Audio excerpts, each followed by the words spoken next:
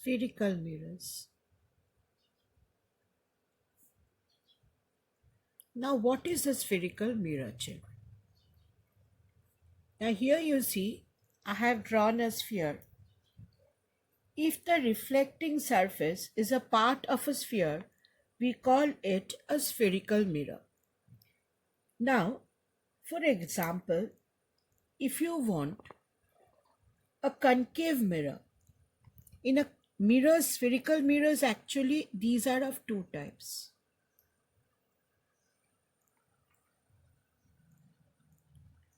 Concave mirror and convex mirror. Now both are a part of a sphere. Now here is a sphere. If the mirror is a part of a sphere, then we call it a spherical mirror.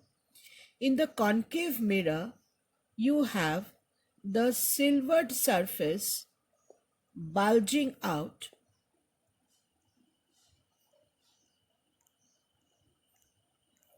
and the reflecting surface inside. So, for a concave mirror, this is my silvered surface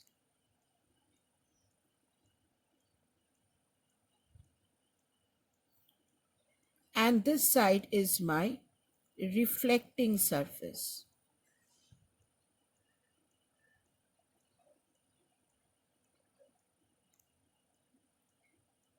Now this concave mirror is actually, it converges light. So it has a converging action.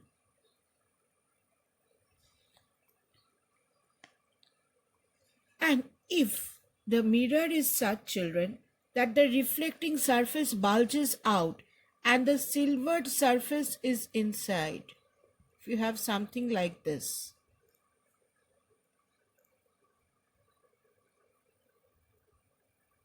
if you have the reflecting surface out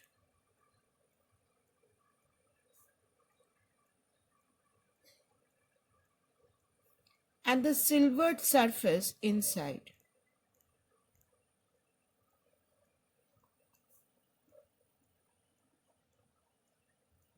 then this becomes a convex mirror. This is convex and this is concave.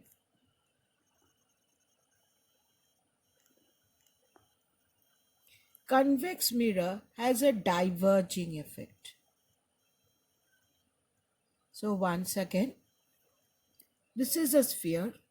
If your mirror is a part of a sphere, then we call it a spherical mirror. If your mirror is a part of a sphere, then we call it a spherical mirror. If the reflecting surface caves inward,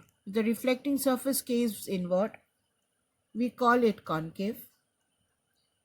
And if the reflecting surface bulges outward, then we call it convex.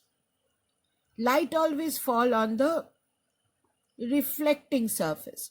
Light always falls on the reflecting surface. Now, there are certain terms which you will need, children, while studying this chapter. First point is the center of curvature. Now you see, the center of the sphere of which the mirror is a part, this C is called center of curvature. So you have to know the terms. The center of the sphere of which the mirror is a part is called center of curvature. Now from the middle of the geometric center of the mirrors, the geometric centers of the mirrors are known as pole. We will note it as P. The geometrical centers of the mirror are known as pole. So what is P? P is called pole of the mirror. It is the geometric center. Now, the radius of the sphere is called radius of curvature. So this is the radius of curvature for the curved mirrors. What is R? R is called the radius of curvature.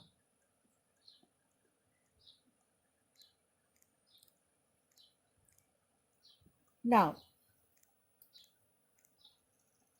a straight line joining the pole of the mirror to the center of curvature. See, this is a line passing through the pole and the center of curvature. This line is given the name principal axis. This is called principal axis. Straight line passing through the pole and the center of curvature is called the principal axis. So you have to know what is principal axis.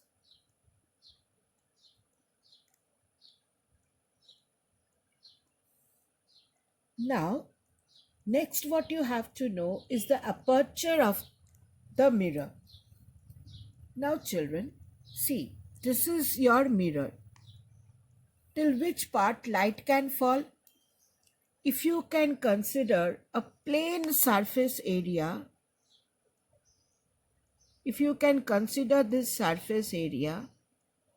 the plane surface area on which the light can fall, that is called the aperture of the mirror, whose diameter is, if you join this is the diameter of the plane surface and it is the aperture of the mirror. AB is the diameter, children. AB is the diameter of your aperture. AB is the diameter of your aperture. So a plane surface area of the mirror through which light rays enter and fall on the mirror. Light can fall on the mirror on this surface. As this is the reflecting surface, the plane surface area on which the light can fall is the aperture, and AB is the diameter of the aperture. AB is the diameter of aperture of the mirror. So for convex mirror, how much light will fall? Again, if you can imagine, here light will fall on this surface because light falls on the reflecting surface. So if you can imagine a plane surface area, again the diameter of the aperture is AB. Light can fall here. So the plane surface area on which the light can fall is the aperture, whose diameter is AB. Now, the spherical mirrors, do they obey the laws of reflection? Let us look, children. First, let me take the case of concave mirror.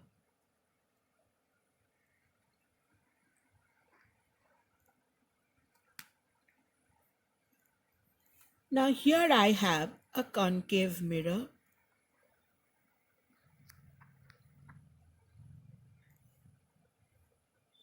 This is my pole.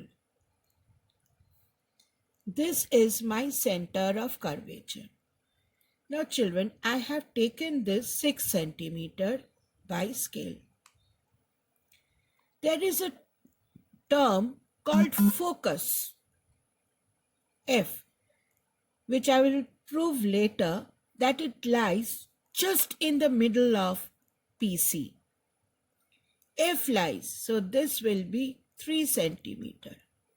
Now when you draw, make sure you measure and draw.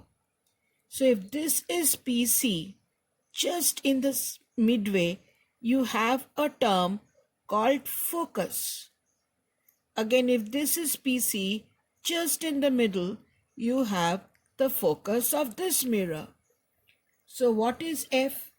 F is called focus. From pole to focus, this distance is called focal length.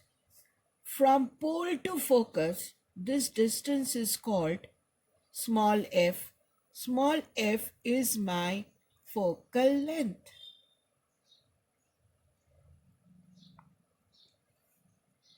Now, let me come back whether these mirrors obey the laws of reflection like a plane mirror. If you remember, children, for a plane mirror, we had a plane mirror, right? My normal was perpendicular to the mirror. My normal was perpendicular to the mirror. This was my incident ray, right? And this was my reflected ray. Both the angles, what was the law of reflection? This angle I was equal to this angle R, right? Now, this was the law of reflection. Now look over here. Let a ray of light fall on this mirror.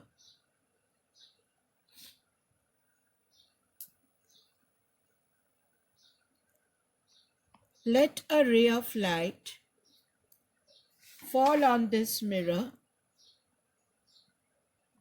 from any point. This is my incident ray. Next, which is my normal? How do I get the normal? Remember, children, for spherical mirror at any point, normal is from the center. So if you can draw a dotted line from the center of curvature, this is very, very important. This is your normal. Now why? For a spherical surface, any line from the center is normal to any point. Remember, if you have a sphere, right, this is your center. And if you draw a radius, then at this point, this will be normal. Similarly, take another point here. A line through the center is always normal to that point. Take another point here. This is the center. So this angle is 90 degree. So remember, from the center of a sphere, if you draw any line to the sphere, that will be my normal. So here, this is my normal. Remember, you're not going to forget it. This is my normal. This is my incident ray. Now, this is my angle of incidence I. Yes, this one will obey the laws of reflection, and light will be reflected in such a way, that these two angles are equal. Here light will be reflected in such a way. This is my reflected ray. Angle which the reflected ray makes with the normal is my angle of reflection. Here angle I will be equal to angle R. So once again, children, concave mirror do obey the laws of reflection. Now this is your mirror, right? This is a concave mirror. The reflecting surface is inward. An incident ray comes. Okay, an incident comes from the point, say A, falls on the mirror at the point, say it is B and reflects in this path BD from the center of the mirror of the sphere of which the mirror is a part. If I draw a line, that is my normal. Remember children, from the center of curvature we draw the normal. Angle which the incident ray makes with the normal is my angle of incidence. And angle which the reflected ray makes with the normal is my angle of reflection. Now let us go and see whether this is valid for convex mirror.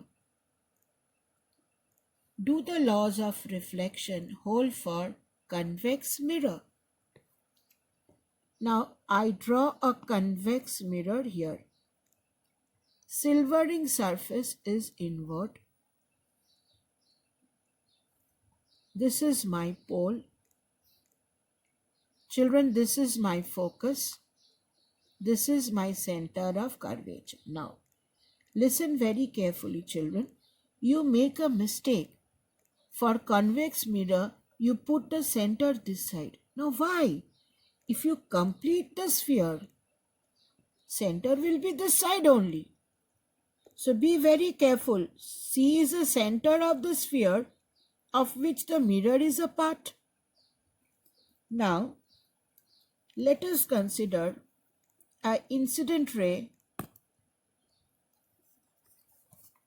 coming from a point A and falling on this mirror. This is my incident ray. This is my incident ray. Incident ray. Now from which point do we draw the normal? Obviously from the center. From the center, if I draw a dotted line, that will be my normal.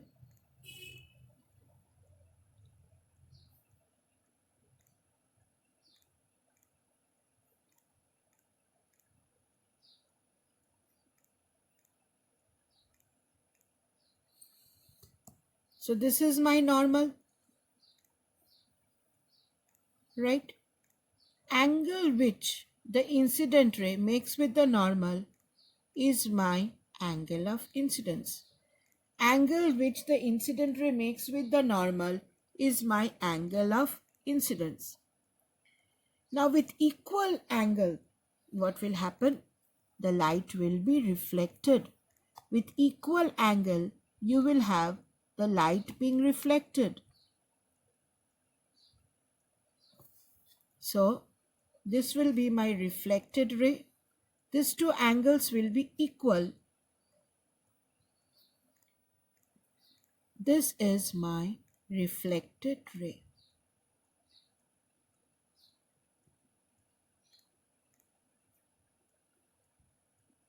Once again, for convex mirror children, light is coming from A. From the center you draw your normal. Remember, normal is what? Perpendicular to the surface. For a spherical surface, normal is always drawn from the center. C is the center. Okay. Now from the C I draw the normal. This is my angle of incidence, angle which the incident ray makes with the normal. Now with equal angle, I equal to R, light will be reflected. So this is my reflected ray. So from the beginning, let me just recap what we have studied. We have studied that spherical mirrors are the mirrors which are part of a sphere. If the reflecting surface caves inward, it is concave. And if the reflecting surface bulges outward, that is convex. Geometrical center of the mirrors are the poles. The center of the sphere of which the mirror is a part is the center of curvature. The radius of the sphere of which the mirror is a part is called radius of curvature R. It is called radius of curvature R. Focus lies just in the center of P and C. That is called focus. I'll be explaining focus after this in details. Pole to focus is called focal length. Pole to focus is called focal length. A line passing through pole, focus, C and everything is called principal axis. The plane surface area on which the light falls is called aperture of the mirror. Both concave and convex do obey the laws of reflection.